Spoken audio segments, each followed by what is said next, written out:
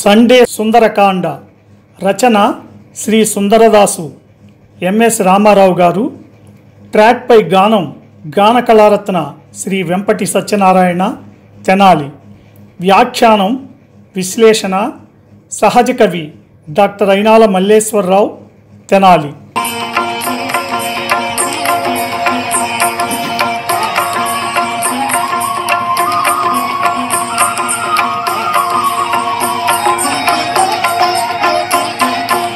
శ్రీ హనుమాను గురుదేవులు నాయద పలికిన సీతారామ కథ, నే పలికెద సీతారామ కథ.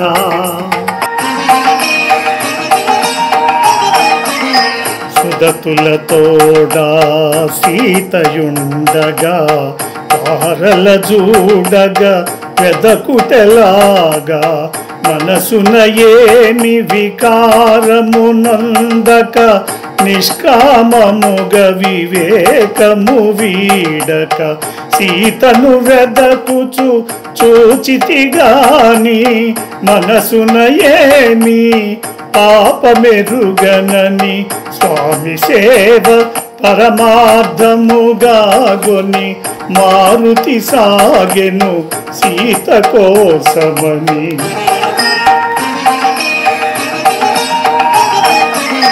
భూమి గృహములు నిశా గృహములు క్రీడా గృహములు లతా గృహములు ఆరామములు చిత్రశాలలు బావులు తిన్నెలు రచ్చవీధులు మేడలు మిద్దెలు ఇల్లు కోనేళ్ళు సందులు గొందులు బాటలు తోటలు, ఆగి ఆగి అడుగడుగున వెదకుచు సీతను గానక మారుతి వగచు.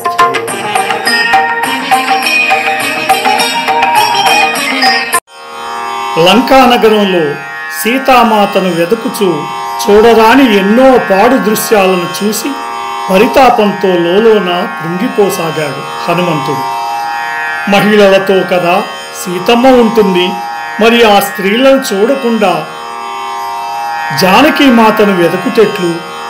తన మనసులో అనుకొని ఎటువంటి వికారమును పొందక నిష్కామముగా వివేకమును విచక్షణను కోల్పోకుండా సీతమ్మ తల్లిని వెదకుచూ ఆ సుందరాంగులను చూచితినే కాని మనసులో ఎటువంటి పాపము ఎరుగనని, నా స్వామి సేవకే పరమార్థంగా గైకొంటినని తనలో తాను అనుకొని మరలా సీతమ్మ తల్లిని వెదకసాగాడు.